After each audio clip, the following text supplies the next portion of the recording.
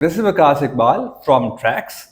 देखें, म्यूज़िक जो है एंटरटेनमेंट का एक यूनिवर्सल सोर्स है। आप वेस्ट में हैं, ईस्ट में हैं, हर जगह इंसान सफ़र के दौरान या जब टेंस हो म्यूज़िक पसंद करता है।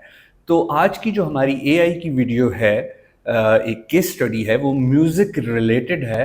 स्पॉटिफाई उसका नाम है। ये एक स्ट्रीमिंग सर्विस है, लेकिन ये करती क्या है और एआई कैसे यूटिलाइज कर रही है, इसके लिए अगेन मेरे पास है one and only doctor Atar Mansoor.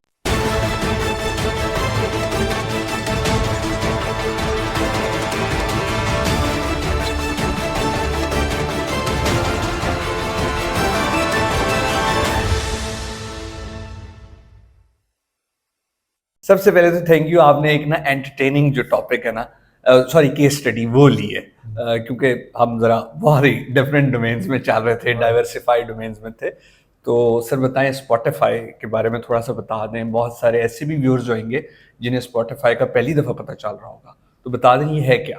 Right.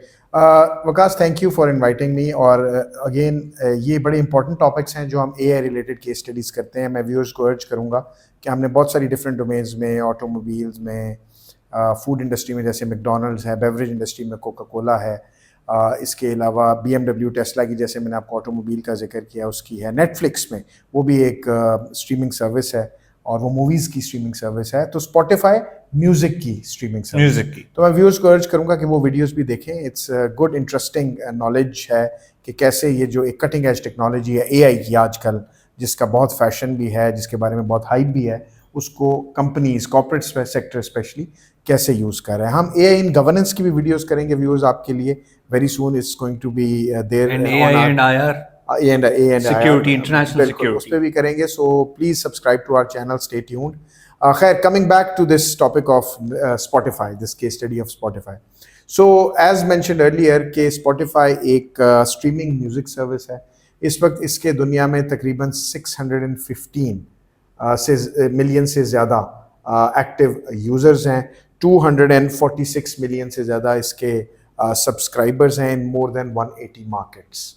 सो ये इसका एक ओवरऑल है। 2008 में ये जो स्पॉटिफाई की सर्विस है ये लॉन्च की गई थी और इसका लास्ट तकरीबन ये जो 16 इयर्स का 2008 से 2024 का जो सफ़र है, ये बड़ा ही इंस्पायरिंग सफ़र है। और जो रिसेंटली इसने यूज़ ऑफ मशीन लर्निंग और डीप लर्निंग जो यूज़ किया एआई बेस्ड सिस्टम्स के तहत, एआई बेस्ड टेक्नोलॉजीज़ के तहत, वो बड़े ही इंटरेस्टिंग और बड़ी एक्साइटिंग है। 16 साल का सफर है, 16 years, yes, almost equivalent to iPhone. IPhone भी इन इयर्स में लॉन्च हुआ था पहली ऑलमोस्ट दफा। 2007 में मेरा ख्याल जी, आईफोन 2000 लॉन्च हुआ था। सो बेसिकली ये आप समझें कि 16 इयर्स में अराउंड 1.5 डेकेड इसने बड़ा ग्रो किया और जैसे मैंने बताया मोर देन 615 मिलियन सब्सक्राइबर्स इसके हैं।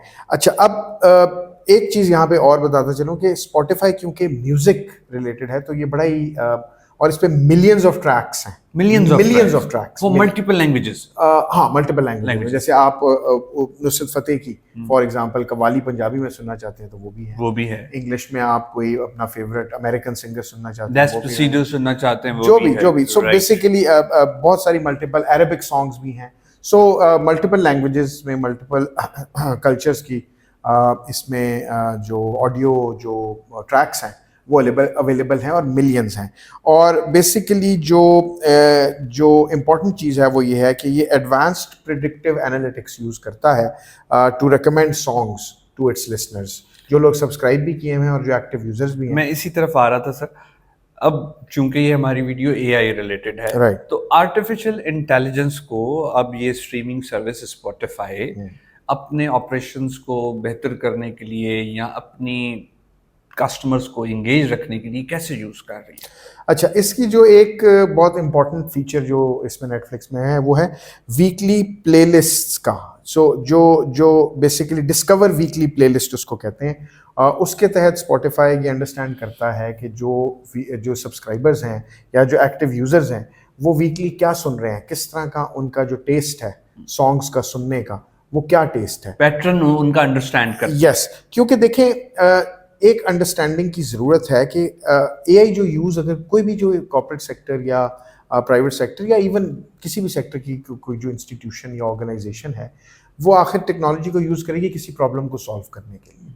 सो यहाँ पे क्या इशू था कि जो ट्रेडिशनल रेडियो सॉन्ग्स हैं उसमें आपको पता है कि वो आरजेज होते थे, रेडियो जॉकीज, या जो आपके डीजेस जैसे होते हैं, वो नए आर्टिस्ट को इंट्रोड्यूस करने के लिए उनके पास एक बहुत अच्छा टूल है कि वो प्ले कर दें उस सॉन्ग को, और जैसे ही ऑडियो को सुने लिसनर, तो उसको अगर वो अच्छा लगे तो वो उसको फॉलो करे उसको, और उस आर्टिस्ट को वो सुनना शुरू कर दे, या उसकी पुराने दौर में रेडियो पे जैसे सुन रहे होते थे, या सीडीज ले लेते थे, डीवीडीज ले लेते थे, या उससे पहले भी कैसेट्स ले लेते थे, और फिर वो उसको फॉलो करना शुरू हो जाते हैं। लेकिन यहाँ पे प्रॉब्लम ये है कि मिलियंस ऑफ ट्रैक्स हैं आपके पास, कोई नया उस पर आर्टिस्ट आ जाए तो आप कैसे उसको ढूंढेंगे? तो यहाँ पे ज़रूरी ये था कि एआई जो है उसको इस तरह यूज़ किया जाए कि वो डीजे या आरजे बन जाए, और वो आपकी लिसनिंग पैटर्न्स के मुताबिक आपको इस तरीके से बताना शुरू कर दे या रेकमेंड करना शुरू कर दे जो सॉन्ग्स हैं, कि जैसे आपको डीजे या आरजे रेकमेंड करते थे। ये इंपॉर्टेंट चीज़ थी जो उन्होंने यूज़ किया। तो इसके लिए वो जो उनकी डिस्कवर वीकली प्लेलिस्ट वाली जो टेक्नोलॉजी है वो यूज़ करते हैं वो। इसके अलावा आप इसमें ना जो मशीन लर्निंग बेस्ड जो उनकी रिकमेंडेशन है वो इसके मुताबिक होती है कि जो डिस्कवर वीकली लिस्ट होती है। यहाँ पे इम्पॉर्टेंट चीज़ एक और भी अंडरस्टैंड करने की ज़रूरत है, वो ये कि जो ये ट्रैक्स जो होते हैं, क्योंकि ये मिलियंस में रन कर रहे हैं, तो लिसनर्स के लिए बड़ी प्रॉब्लम हो सकती है कि वो अपनी जो प्ले लिस्ट है उसको क्योंकि उसके बारे में बड़े सेंसिटिव होते हैं, तो करता ये है स्पॉटिफाई कि ये उस प्ले लिस्ट को ऑब्जर्व करते हुए हर हफ्ते एटलीस्ट 30 न्यू सॉन्ग्स जो उससे उसी तरह के होते हैं रिलेटेड, वो रेकमेंड करता है। ठीक है, और ये रेकमेंडेशन का फायदा ये होता है कि उसमें से व्यूअर्स जो हैं, जो लिसनर्स जो हैं, वो फिर उसमें से चूज कर लेते हैं कि कौन सा आर्टिस्ट इनको पसंद है। सो ये इनका एक मेजर है। सो डिस्कवर वीकली प्लेलिस्ट क्यूरेट जो होती है वो उसको करके, तो उससे अंदाजा किया जाता है कि लिसनर्स को क्या रिकमेंडेशन करनी है। अच्छा, लास्टली मैं आपसे ये पूछना चाहूँगा कि टेक्नोलॉजिकल टूल्स या टेक्नोलॉजिकल यूटिलाइजेशन जो कर रहा है स्पॉटिफाई अपने इन क्लाइंट्स को सर्व करने के लिए या कस्टमर्स को सर्व करने के लिए, उसमें आप बता दें ये नया क्या कर रहा है? एक तो बात आपने बता दी कि ये डिस्कवरी देखता है, उनके सर्च पैटर्न देखता है, उसके अलावा ये क्या कर रहा है? इसके अलावा इनके पास एक टूल है एआई बेस्ड, वो है, उसको कहते हैं collaborative filtering. Yes, collaborative filtering. उसको वो इस तरह यूज करते हैं कि मैं एक एग्जांपल आपको प्रेजेंट करता हूँ। एक पर्सन है ए जी, और वो सुन रहा है आर्टिस्ट एक्स और आर्टिस्ट वाई को। ठीक है। इसी तरह एक पर्सन है बी, वो सुन रहा है आर्टिस्ट वाई और आर्टिस्ट जी या जेड को। ठीक है। अब दोनों के दरमियान इंटरसेक्शन क्या है? Artist Y. तो ये पर्सन ए को आर्टिस्ट जी रेकमेंड करेगा या जेड रेकमेंड करेगा, और पर्सन बी को आर्टिस्ट एक्स रेकमेंड करेगा, क्योंकि पर्सन बी जो वो एक्स नहीं सुन रहा था, वो वाई सुन रहा था, और पर्सन ए जेड नहीं सुन रहा था बल्कि वाई सुन रहा था। अब ये बड़ी सिंपल, वैसे मैंने एग्जांपल दी है समझाने के लिए। जो ओरिजिनल इसमें मैट्रिक्स बनता है रिकमेंडेशन का, उसमें क्योंकि मिलियंस ऑफ ट्रैक्स हैं तो वो बड़ा कॉम्प्लिकेटेड होता है, और वो जो होता है कॉम्प्लिकेटेड मैट्रिक्स, वो डेफिनेटली एआई बेस्ड सिस्टम ही बना सकता है, जिसको एआई एनालाइज करती है, मशीन लर्निंग के थ्रू एनालाइज होता है, और फिर वो रिकमेंडेशन जाती है। सेकेंडली, एक और चीज़ ये जो करता है, जो इसका रिकमेंडेशन इंजन है, वो ये स्पॉटिफाई का, वो करता है ऑडियो एनालिसिस। ऑडियो एनालिसिस में ये करता है कि ये सॉन्ग को ब्रेक डाउन करता है। फॉर एग्जांपल, सॉन्ग को ब्रेक डाउन किया जा सकता है उसके टेम्पो में, सॉन्ग को ब्रेक डाउन किया जा सकता है उसकी पिच में, सॉन्ग को ब्रेक डाउन किया जा सकता है उसकी टाइप्स ऑफ इंस्ट्रूमेंट्स में, सॉन्ग को ब्रेक डाउन किया जा सकता है उसके पैटर्न ऑफ लिरिक्स में। ये कुछ एग्जांपल्स हैं। इसमें ऑडियो एनालिसिस के थ्रू जो इसका टूल है वो उसको ब्रेक डाउन करता है, और फिर उससे मिलते, जो आप सुन रहे होते हैं उससे मिलते जुलते उसके पैटर्न ऑफ लिरिक्स, उसके टेम्पो, उसकी पिच, उसका वो जो होता है बीट होती है, उसके मुताबिक फिर ये रेकमेंड करता है लिसनर को। एक और टूल जो ये यूज करते हैं एआई बेस्ड, उसको ये कहते हैं नेचुरल लैंग्वेज प्रोसेसिंग। उसमें स्पॉटिफाई ये करता है कि वेब क्रॉलिंग करता है। वेब क्रॉलिंग करके जो ब्लॉग्स हैं डिफरेंट सॉन्ग्स के बारे में, उधर जाता है और उधर कीवर्ड्स को देखता है। कीवर्ड्स फॉर एग्जांपल हो सकते हैं upbeat song, funky song, melancholic song, ठीक है, सैड सॉन्ग। उनको ये अंडरस्टैंड करता है और उसके मुताबिक जो व्यूअर्स अगर उस तरह के सॉन्ग सुन रहे हैं, सैड सुन रहे हैं, तो फिर ये उनको उसी तरह के रेलेवेंट या रिलेटेड सॉन्ग्स जो है उनको रेकमेंड करता है। तो ये एक और टेक्नोलॉजी है एआई बेस्ड जो ये यूज़ कर रहे हैं और बड़ा ये इनके लिए पॉपुलर तरीका है व्यूअर्स को लिसनर्स को ये चीज़ बताने का कि वो इस सॉन्ग को सुने जो उससे रिलेटेड है। लास्टली ये एक और काम इन्होंने किया कि ये इन्होंने गूगल क्लाउड के साथ अपने आप को इंटीग्रेट कर लिया। अच्छा, गूगल क्लाउड के साथ इंटीग्रेट करने के साथ ये अब इनका स्केल बहुत बड़ा है और ये गूगल क्लाउड पे इंटीग्रेटेड है। रिजल्ट जो है स्पॉटिफाई का वो बड़ा अच्छा रहा है। आपको मैंने बताया कि इनकी ग्रोथ जो है वो 2008 से लेके अब तक 615 मिलियन एक्टिव यूज़र्स हैं और 246 मिलियन से ज़्यादा इनके वो जो हैं अपने जो हैं सब्सक्राइबर्स हैं।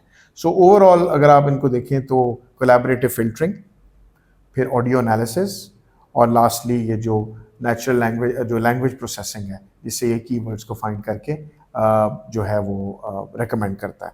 सो जो एक और मज़े की चीज़ ये है कि अगर आपका फ्रेंड आपसे आपकी लॉग इन डिटेल्स बोरो कर ले और थोड़ी देर के लिए स्पॉटिफाई कुछ वीक्स के लिए या कुछ दिनों के लिए यूज़ करे, तो ये अंडरस्टैंड करता है कि ये कोई नया यूज़र उसको, क्योंकि उनके हो सकता है ना हैबिट्स डिफरेंट हो लिसनिंग की या टेस्ट डिफरेंट होंगे, तो ये फिर उस छोटे पीरियड के लिए इतनी जल्दी उसको रिकमेंडेशन नहीं देता, मोल्ड इतनी जल्दी नहीं हो जाएगा कि वो अपनी एकदम पैटर्न्स को चेंज करके नए पैटर्न्स के मुताबिक रिकमेंडेशन देना शुरू। इनका कोई कंपेटिटर है स्पॉटिफाई का? देखिए एज सच कंपेटिटर तो उस तरह तो कोई नहीं।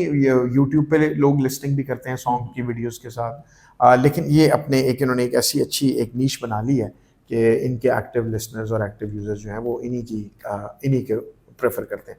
क्योंकि देखें सॉन्ग्स की बहुत बड़ी रेंज है, बहुत बड़ा इनके पास बैंक है सॉन्ग्स का, और फिर ये मशीन लर्निंग और डीप लर्निंग जो टूल्स हैं इनको यूज़ करके, न्यूरल नेट्स को यूज़ करके इन्होंने अपनी बहुत रिफाइन कर लिया business model. Thank you sir.